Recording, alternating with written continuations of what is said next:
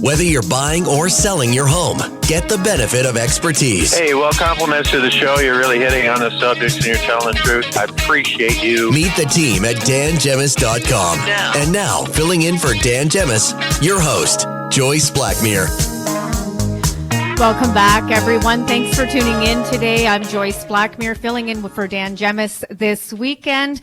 And I have Kathy Talbot in studio with me. Hi, Kathy. Hello again. I think they're getting to know my name by now. I think so. I think they recognize your voice and your laugh. Oh, yes. I know. I'm in the popcorn store and people come in and go, "Oh, are you on the radio show? We recognize your voice." I went, "Oh, my God." That's so funny. That's so funny. Well, we have a guest on the line today. Some call him Dylan Jabber, but he actually goes by Dylan Jaber. I wondered about that. I knew some Jabers growing up. Yes. Well, Dylan is with the Super Mortgage team. He's a mortgage agent with them, and he's joining us today to give us a mortgage tip for first-time home buyers. How are you, Dylan? I'm good. How are you guys doing? Awesome. Well, thanks excellent. for joining us. Thank you for having me. Of course. So tell us what you have to share about first-time home buyers today. I'll try and keep it brief. I have a tendency to go on and on, but my main thing... you fit right in. Joyce will cut you off if she has to, believe me. Perfect. That's what I like to hear. So my big thing is on the process, and I like to tell all first-time home buyers the first step in this is getting pre-approved. There's too many times that I see people, they get antsy and they want to start shopping for a house and they're looking at houses in all price ranges. Well, you're just doing yourself a disservice, because if you don't know what your buying power is, then more times than not you're going to be looking in the wrong area. So I always suggest find a great mortgage broker. If you need a guy, I know a good guy. Dylan Jaber from the Super Mortgage team. No, I'm kidding. But you need to get pre-approved and then understand what you're going to do for your down payment. First-time home buyers, you can do your 5% down. The other thing that I like to emphasize too is that 5% is only on the first $500,000. So if you buy a house for, say, $600,000, you can put a minimum of 5%, which would be your $25,000 down. But then anything above that $500,000 up to $1 million is actually 10%. So on that $600,000, your total down payment minimum would be $35,000 as opposed to $30,000. And then the next step I like to emphasize, and I can't emphasize this enough, is for people to sit down and calculate their budget. Because it's very easy to say, "Oh yeah, we got the money, we can buy a house, we can afford it," until you really start sitting down and thinking of all the expenses month to month, and they add up quick. And I like to tell this story, so even myself going through it, you think you know everything and you think you know what it's going to cost per month until you sit down with someone that goes through it, someone that already owns a house, someone that has all of those expenses, and then you really start to laugh and say, "Wow, yeah, I thought it was going to be this much a month, but well, it's about double that." It's so true. It is true. Yep. There's just things left and right that you don't think about. Like I sat down personally with my brother and my sister-in-law, and it's going to sound funny, but I like telling the story that they had everything documented and listed out of what they pay each month, and something as simple as birthdays. And then I started laughing, and I said, "What do you mean birthdays?" And then my sister-in-law says, "Well, think about it.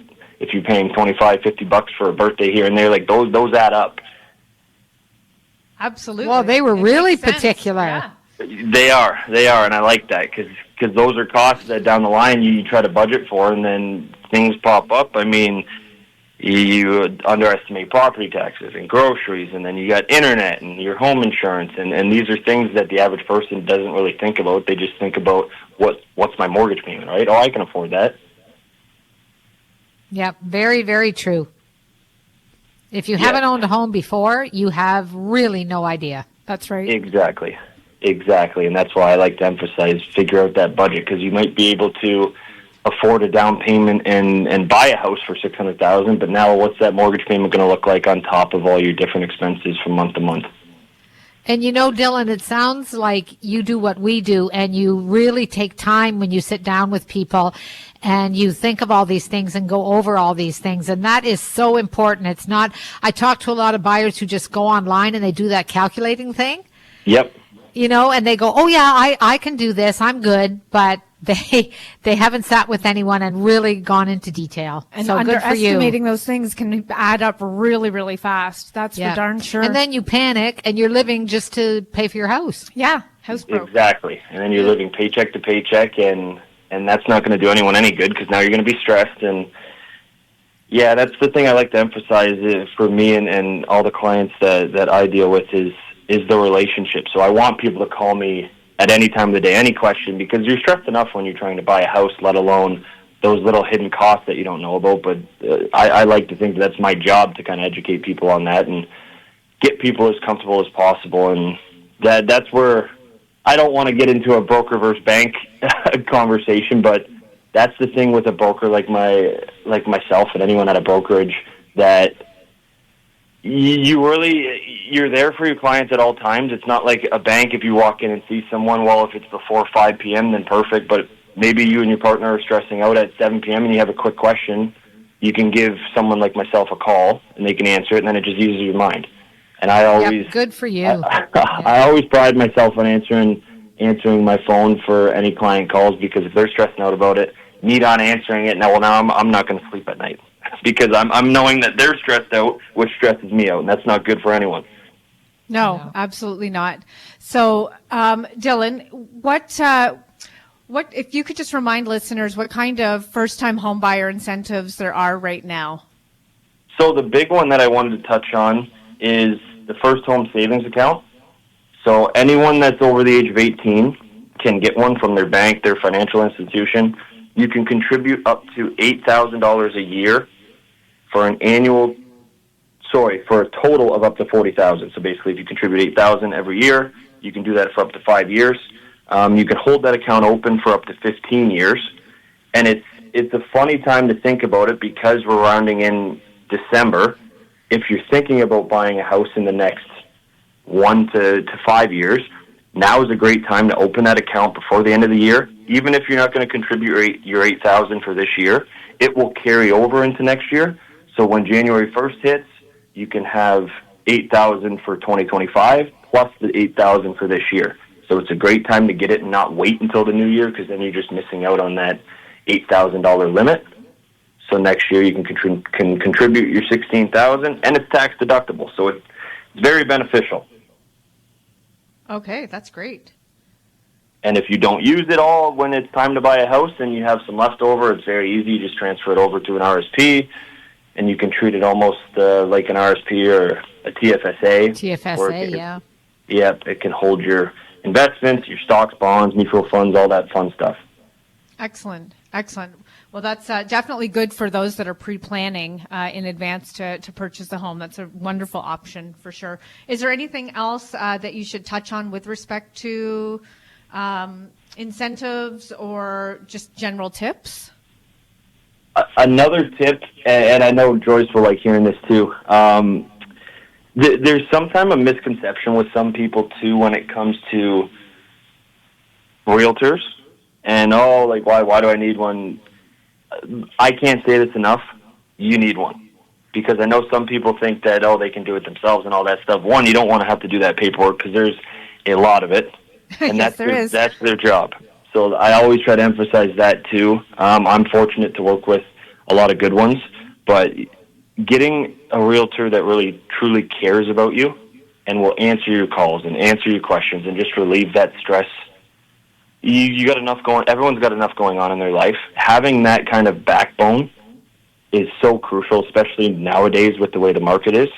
So I can't emphasize enough getting a good realtor, because it's someone that's always there, and especially for me. And I think a lot of guys would resonate with this comment, that your significant other maybe might not take what you say seriously, but when it comes from the realtor, now all of a sudden, yes, that's correct. Yeah.